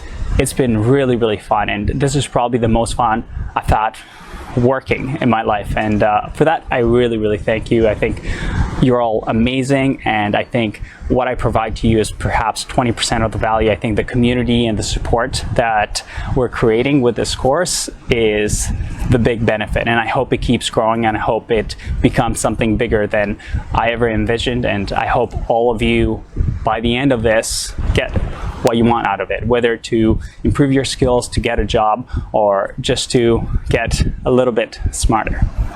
So I'll see you in the next video. Thanks for watching my face talk for, I don't know how long this video is, but it felt really, really long. I really, really appreciate all of you. Thanks so much. Bye-bye. Hey there, this is my face, Andre. I'm usually sitting in front of a computer, not in front of a camera, which I'm not comfortable with, but this is the AMA video, and Wow, I want to just absolutely thank all of you because we have officially hit 100,000 unique students, which is insane, absolutely mind-blowing. I did an AMA video when we hit 1,000 students, and I thought that was just extraordinary. And to be at 100,000 now is absolutely incredible. I feel extremely lucky. I feel extremely blessed, and not to get too sappy here, but I'm very, very thankful for you watching this video right now, because I don't really do any marketing, and it's all grown out of word of mouth. So thank you for telling your friends, your family, your kids, whatever it is. I am extremely thankful that I get to do what I do, and it's all because of you. All right, so no more sappiness. Let's get to it. I asked you on Discord some questions that you might have for me. There were a lot of questions. Unfortunately, I won't be able to answer all of them. I don't want to make this into a boring 1-hour video. So I've picked the ones that I thought had a lot of people interested in them, and hopefully I can give you some answers. Keep in mind that you should form your own opinions and decisions based on these. This is just one person's view, my view. It doesn't mean that I'm 100% correct. If I thought that, then I would have a YouTube channel. But take it with a grain of salt. These are just my opinions. I may be wrong, I may be right. It's just what has worked in my life. Doesn't necessarily mean that it will work for you or the answers are right for you. All right, let's see. First one here. We have Nick Solar, who asked, what's the best way to get into machine learning and artificial intelligence? That's actually a question that kept coming up. A lot of people are interested in machine learning, data science, anything related to AI, because it is extremely popular and a hot topic right now. I actually have a course coming up on it that tries to tackle that question, because machine learning right now, it's a bit of a buzzword where it solves all your business problems, when in fact, maybe it's not necessarily so. And I think there's developer interest to learn about machine learning, as well as business analysts and business decision makers to use machine learning and data to improve their profits and their business. So I didn't really give you an answer for that one, but it's one of those topics that I think in order to learn about it, you should at least learn to code, become a web developer first, or perhaps have some understanding of business data analysis before you get into it. All right, next question is from NK. Talk about your life as a developer from start until now to learn from you. Well, I think some of you know from my previous MMA, I did not come from a computer science background. I came from a business background. I did also a minor in psychology and learned to code in my 20s. I'm 33 now, by the way. Hopefully I don't look 33, but that's my age. And yeah, I would break down the developer lifecycle into 3 phases. So the first one is where you're just learning. You're learning to code. Everything is completely new. You feel extremely overwhelmed. You don't know what to learn, what person to trust, what mentor to have, what course to take. That's a really big challenge, and getting to the point of understanding and being able to build something from scratch yourself, I think that's the first phase. The second phase was when I was employed for the first time, and the first couple of years working as a developer, where you feel the imposter syndrome, right? Where you feel like you just don't know enough, or somehow they hired you by mistake and, well, everybody else around you is smarter than you. That phase really goes by. The one advice that I have for that phase is to honestly be comfortable with being uncomfortable. That is, ask as many questions as you want. Don't feel like by raising your hand and asking a question, it's gonna make others look at you like you're dumb or not good enough. The more questions you ask, the better you'll have the answers, and you'll find that the successful people through this phase are the people who ask a ton of questions. When they don't understand something, they try to learn and try to grab as much experience as possible from those around you. And then the third phase is when you start to become a little bit of a senior developer, when you start to get confident in your abilities. You perhaps start to lead projects, perhaps other junior developers look up to you and ask you questions. One of the biggest things with that phase of a developer is to not almost get a God complex where you feel like your opinions are the right ones and everybody else's is absolutely wrong. I've seen way too many really good developers get overconfident in themselves and have really strong opinions where they don't take anything else into consideration. I think through that phase, if you're able to understand that everything has pros and cons, everything depends on the situation, and that you're not, oh, I only use GraphQL, oh, I only use TypeScript, and dynamic languages are trash. When you avoid those strong opinions to almost make yourself feel like you're smart, you're doing something wrong there. You want to be open to ideas, open to suggestions, and not forget to keep growing from that phase, because as you start to get more and more recognition, maybe you feel more confident, it's very easy to think that you've reached the pinnacle and you need to stop learning. This whole industry is all about learning and constantly evolving, and what you know 2 years from now will probably be different than what you know now. So those are the 3 phases, kind of the ones that I went through. Obviously, I'm teaching now, but for me, learning doesn't stop. I'm constantly learning. I'm constantly trying to improve myself, both in teaching, but also as a developer. And I hope that that is the case with you as well. All right, next question. Next question is from SG. How many countries have you visited during the last year? Any suggestions to travel while working remote? So for some of you that don't know, I work completely remote. I carry my recording equipment online, and I set up my studio wherever I am in the world. So my courses have been recorded in Ecuador, in Nicaragua, Colombia, in Greece, in Romania, pretty much anywhere that I'm traveling. I bring my recording equipment, set up my little studio, and record.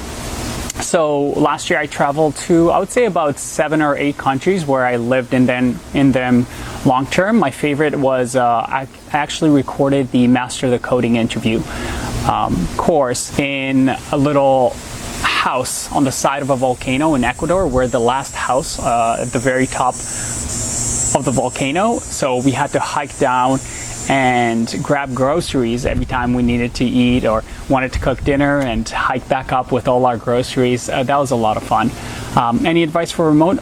Honestly, it's one of those lifestyles that it sounds nice, but it also requires a lot of dedication and commitment to work, instead of just not being committed to a schedule and making it really easy to go off and pretend like you're busy without actually accomplishing anything. So you do need to have a bit of structure.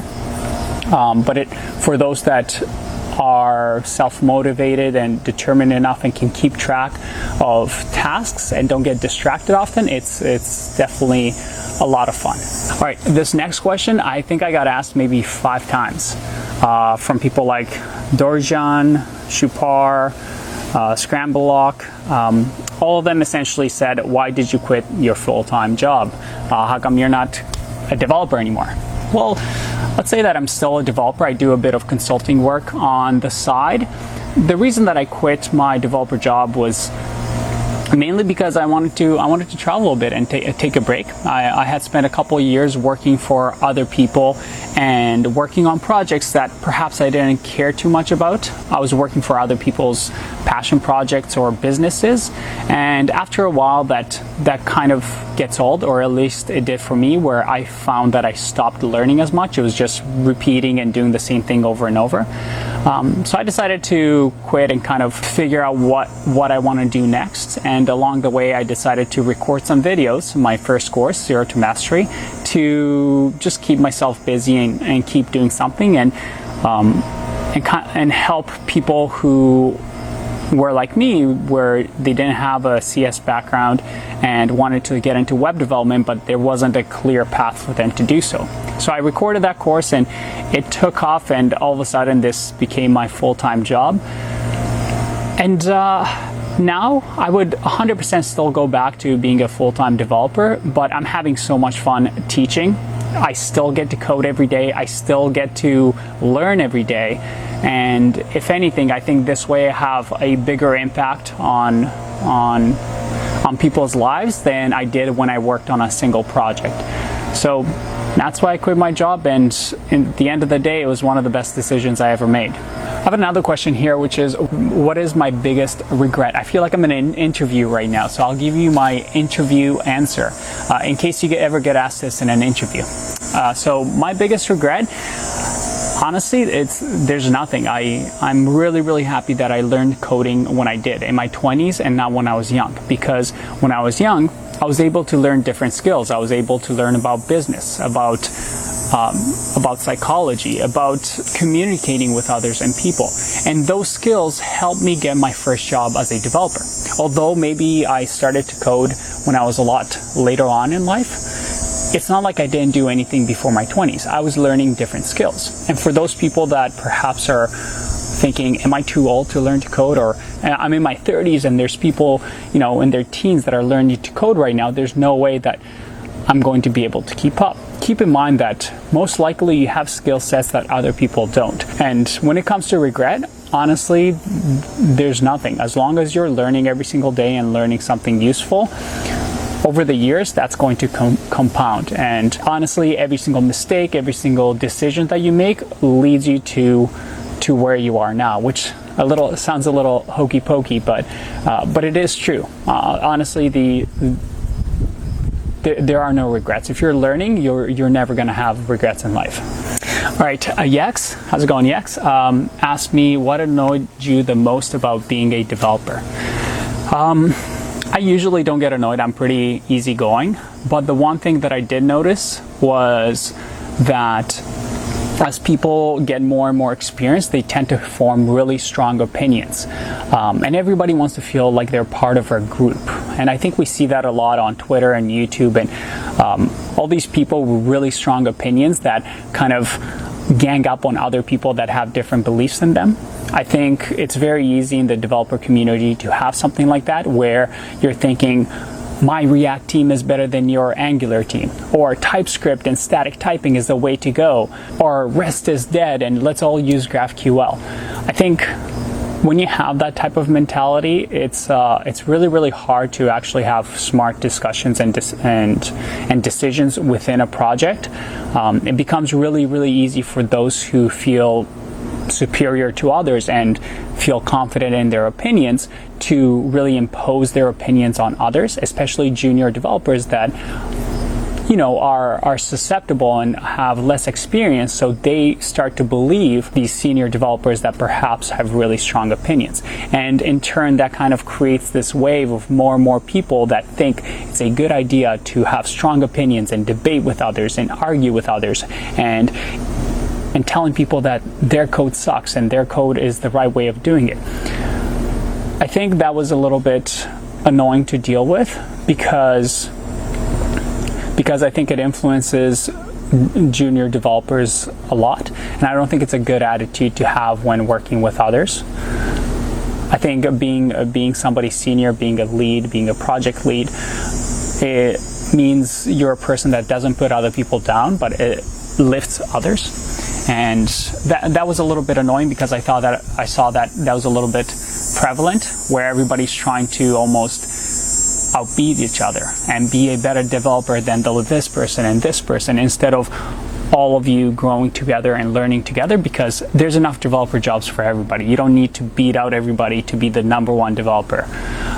So that mentality was a little bit annoying to me, but then again, I worked in Toronto and Silicon Valley, and I think those areas especially have really strong individualistic philosophies. All right, this is another question from DH. From where and how did you learn and become a developer? So when I started to learn to be a developer, I probably spent, I would say, $20. I think I bought a book on HTML and CSS, and the rest was all online for free, just using online resources. The only difference was that when I started to learn, there were very few resources online. I think I used one blog post that told me to use Photoshop and GIMP and some tools that I actually didn't even need, but it was really hard to find resources online when I started to learn.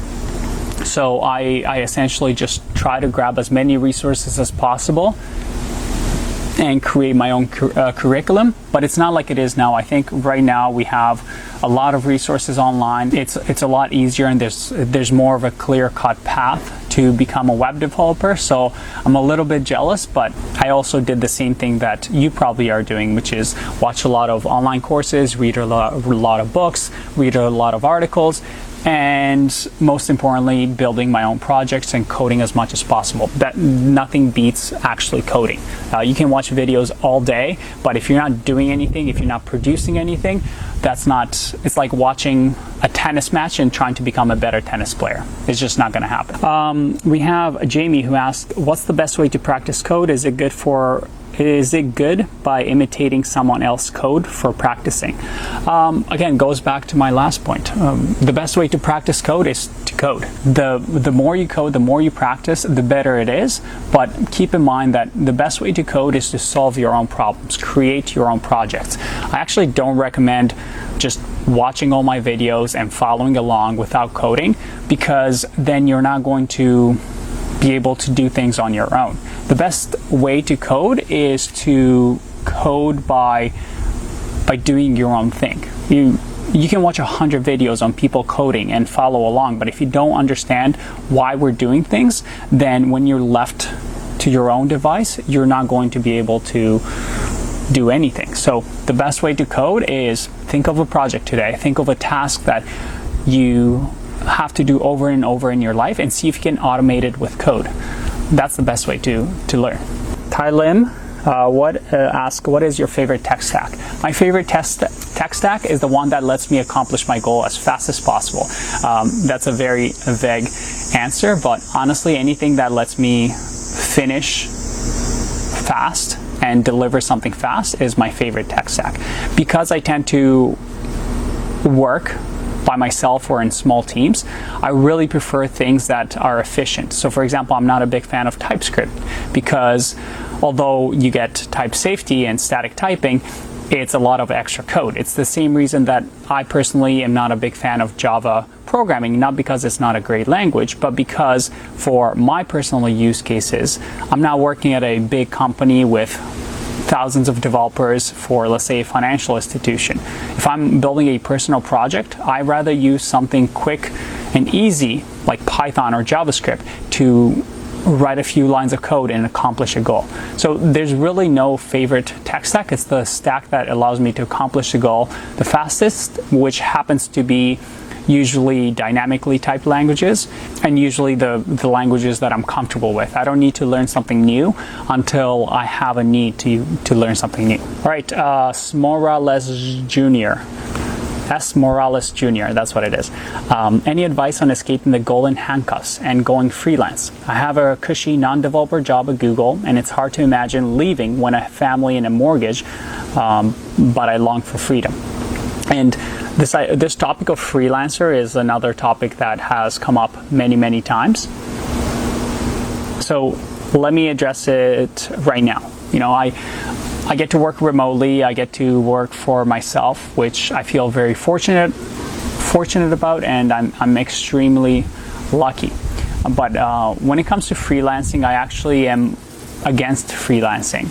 Obviously, every situation is different, but let me explain why I think freelancing might not be the best option for most of you. Not all of you, but for most of you. You see, when it comes to freelancing, let's say you're just starting to learn, you're just learning to code. If you go straight into freelancing, you lose the ability to work with others, to learn from others, and actually be in a company and understand how their processes work, how they work with developers. You gain a lot of experience by working on projects with others, with other developers, working with management teams, working with project managers, scrum masters. That's a really valuable experience that I really recommend for people just getting into coding. Now, let's say that you've had a couple of years of experience. You've worked with teams, you have that experience. Should you go into freelancing? I think you should go into freelancing if you have a clear edge or a clear advantage over others. For example, you have an existing client base and you have people that really trust your work, or you offer a really unique skill. The problem with freelancing right now is that you're essentially battling with thousands, potentially millions of other freelancers to get a job. A lot of people might go to places like Upwork or any type of place where you can bid on projects. What happens is, in those scenarios, people just bid, and it's a battle to lower and lower prices. So what happens, you eventually become an employee of a contract that you probably didn't charge enough for. So it's really hard for you to compete with people that keep lowering and lowering and lowering prices, and you'll see that if you're a freelancer, that's what will happen. Unless you have an established client base, unless you have a really distinct advantage, maybe you're extremely skilled in graphic design and you're well known, then yes, maybe you can charge more for it. But people that are usually looking for freelancers are usually looking for the cheapest price. And when you do that, you stop valuing your time. You stop being a slave to the person that created the contract, and you're trying to fulfill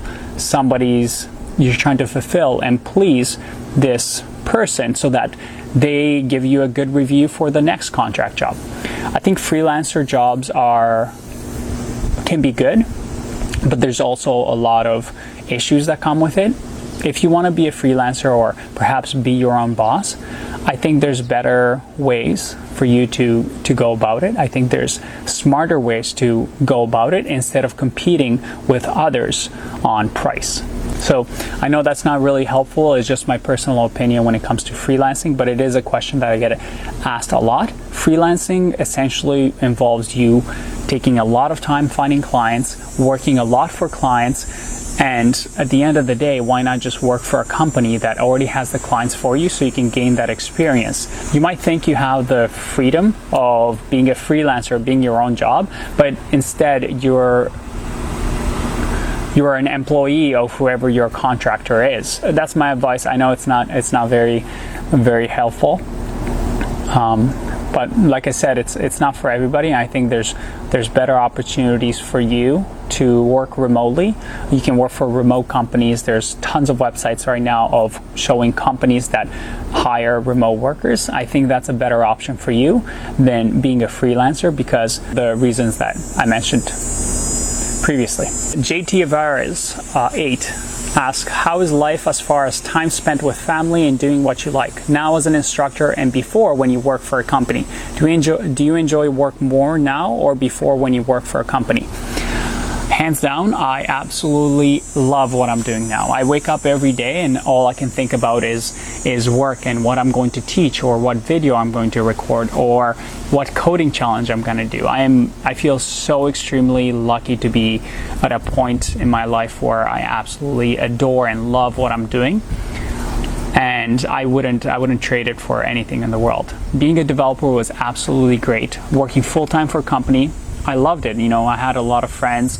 I got along really well with my bosses, with my clients. But having the freedom to work on what I want, to work on my projects, but most importantly, knowing that the work that I do maybe impacts just a little bit of the world, I think is a really rewarding feeling, and I'm extremely thankful to know that, you know, not everybody's going to love my courses, but at least there are some that do enjoy my courses and gain a bit of help in their career through it, and that is the most rewarding feeling. And honestly, the past 2 years since I've started to teach have been some of the happiest moments of my life, and I know this thing isn't going to last forever. I know I'm not going to teach forever, but I'm really appreciative of this moment to have this opportunity, at least for now. All right, Mr. Luciferus asks, a safe, secure, and stable life being a skillful employee working for someone else,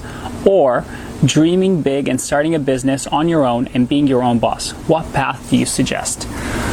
Honestly, it really depends. I think everybody wants the ideal work for yourself, own your own business, work remotely, live wherever you want. It sounds sexy, but it's not for everybody. And you know, before I started teaching, before I was a developer, I started a bunch of businesses. I was running surf and yoga retreats in Nicaragua. I was doing adventure tours. I was doing adventure race businesses. I was trying all these different things that in the end weren't extremely successful, but they were a lot of fun. And meanwhile, I had friends who were doing their MBAs, they were becoming lawyers, and they have really nice life right now. They have families, they're very comfortable, and there's actually an advantage there. As you start to work at a company and you see people leave that company, most people think, oh, I should leave too. But you can also look at it as an opportunity for somebody else has left. Now you are one step closer to going up that corporate or company ladder. So I think it's not one is better than the other. It really depends on what you prefer, what kind of lifestyle you prefer. Do you want more of a stable, comfortable life to make sure that you can provide for your family, or are you at a stage in your life where you can perhaps take more risks and you're okay with the high ups and high downs that may pay off, may not in the end. But I think every day, if you're working towards what your ideal life should look like, eventually you will get there, but don't expect to get there overnight. It's hard work. Nothing comes easy. There's no easy solution. So all you can do is kind of work towards that goal and learn every day and improve every day, and eventually you'll get there. But it really matters. It's the best thing you can do is to have a plan for yourself, and write down what you value, and based on those values and what makes you happy, decide what type of path you want to take. I got all philosophical there for you. All right, let's get back to some coding. Justin W. Lin, hey Justin, asks, how do you decide to learn next in this ever-changing landscape? From Redux, GraphQL, React, Angular, Vue, SSR, there's so much to learn, so little time. So I guess, how do you decide what to learn then, and how you actually learn and make time for it? I think this is actually something I'm pretty good at, or I think I'm good at, and that is because when I started to learn how to code, I realized how much is out there. I've become really good at selecting only the right things to learn. And there's the famous Pareto principle, which says the 20% usually accounts for 80% of value. So what's the 20% that's going to give you 80% of value when learning? And things like GraphQL, for example, they're extremely popular, so a lot of people want to learn it. But at the end of the day, how many people actually use GraphQL in production? How many people have actually built something with GraphQL that creates a value? I like to look at technologies and see what's hot and what's trending, but not necessarily jump really deep into them until there's a clear need for me to learn it. So, for example, Vue.js. Yeah, I know a bit of Vue.js, but I wouldn't call myself an expert because I haven't had to use Vue. I can use React, or I can use Angular. So being selective in what you learn instead of trying to learn everything is going to be a better long-term strategy over the course of your career, because learning never stops. And the more you learn, the more you start to realize that it's not about the syntax, it's not about learning the libraries, it's not about reading the documentation from start to finish. It's about understanding the higher principles, the why was this tool built? Why are we doing things the way it is? What problem is it solving? Being able to understand those and discuss those is going to be really, really important, because at the end of the day, the fundamentals is what matters, not the syntax. If you learn the fundamentals, if you learn to think like a developer, think about systems and how things communicate, that's a lot more valuable than learning the newest React hooks API. I mean, that could still be important, but as you can see, I'm very selective in what I learn. And I'm not trying to learn 10 languages at the same time. If I want to learn something, I'll dedicate maybe a year to get really, really good at something, and then move on to the next thing. So really being picky, as if you're dating a new technology, and making sure that it's the right one is the way to go. Oh, and with that said, you obviously have to enjoy what you're doing. If you don't enjoy learning, then that's going to be really hard. So that's just something that has to come for yourself, and being able to enjoy the learning process, because that's going to be your biggest asset. If you enjoy learning, you're going to learn more. Adrian asks, how long do you plan on continuing doing courses? Because, well, this isn't going to last forever, right? Honestly, I'm not sure. It's been close to 2 years now that I've been doing this. I don't imagine doing this for a lifetime. There's only so much I could teach.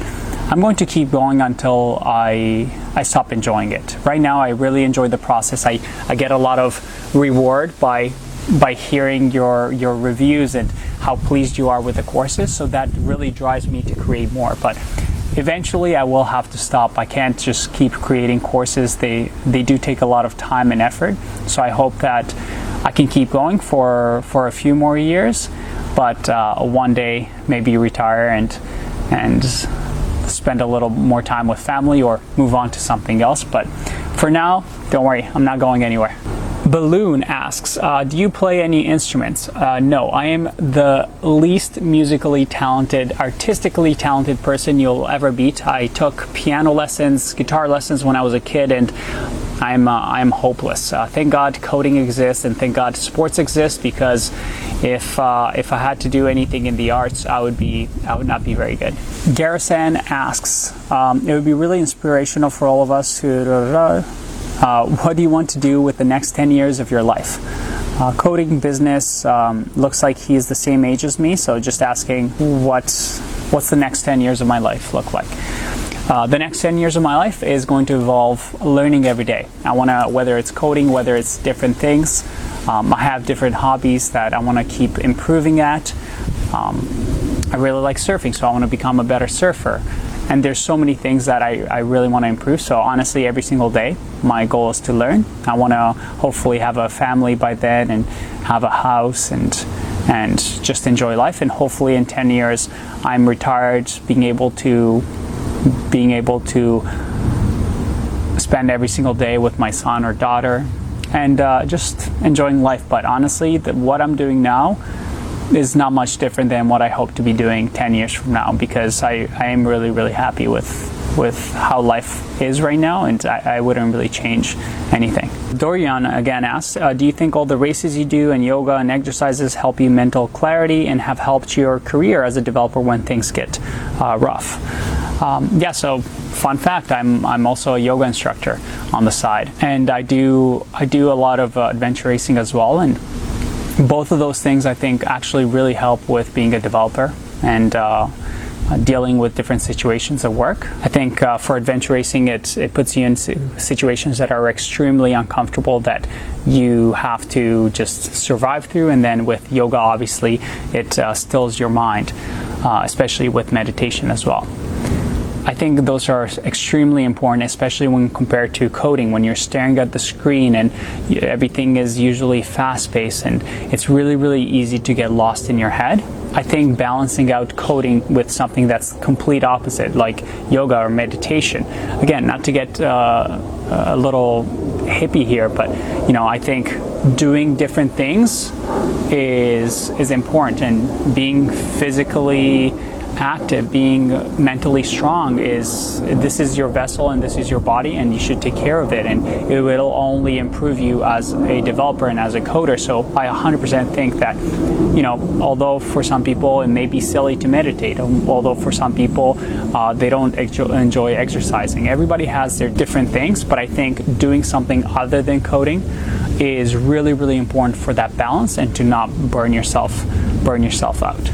Asim Ahmed asked about interview and the fact that he's really worried about interviews and that he doesn't know enough. And honestly, just keep this in mind, because this is something I hear from so many people. Everybody is just a child trapped in an adult's body. No human knows everything perfectly, and most likely the person sitting across from you that's asking you a question on an interview doesn't know everything, has their own insecurities, has their own areas that they're not an expert in. So go into an interview knowing that this person is not God. It's not the ultimate smartest person that you'll ever meet. They have their flaws and their issues, and if you start to realize that there's no such thing as a perfect developer, a perfect coder, and everybody is just trying to pretend like they're smart, everybody's just trying to pretend like they're an adult. Remember, everybody's just a kid trapped inside an adult's body.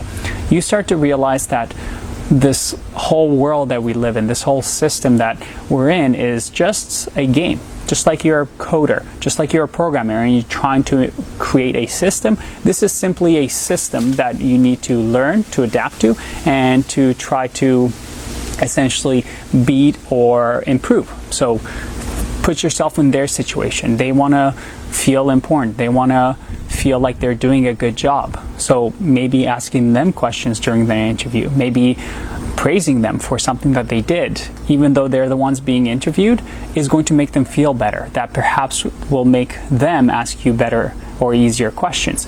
Again, think of it as a system. Think of it as a game, and realize that there is nothing is extremely serious and important. Everything is just a game that you can play and that you can improve. And if you start looking at life, at interviews as a game, I think it becomes a lot more fun, and it also removes some of those insecurities. I don't know if that answer helped, but kind of went on a tangent there, but hopefully that helps a little bit. All right, last question, because this video is getting a little too long. So Charles Manchin asks, what's a typical day for you at the moment? Your courses are that's very kind of you.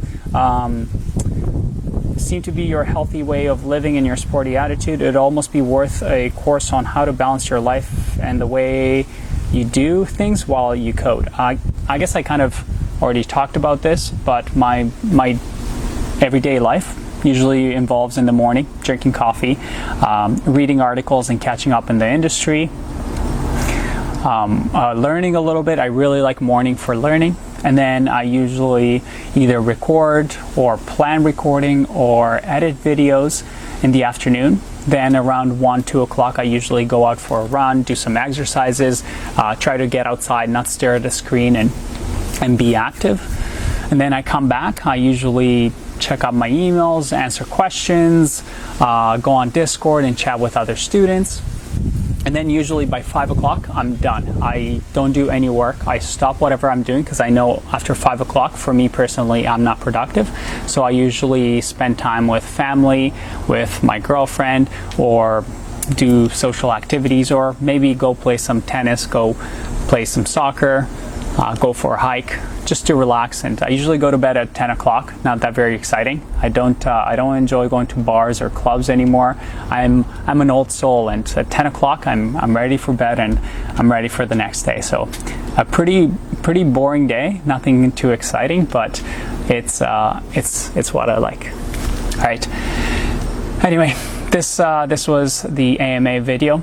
Again, I want to thank you. I cannot believe that there's 100,000 students that are taking my courses, and honestly, if it was just me, I would never get to 100,000 students. It's every single one of you that talk to others, recommend my courses, that really help me get to where I am, and I cannot express how thankful I am for everything that you have done, that you have shown support for, and I hope to continue to keep impressing you and keep helping you with your learning journey. And yeah, I'm really thankful. So thank you.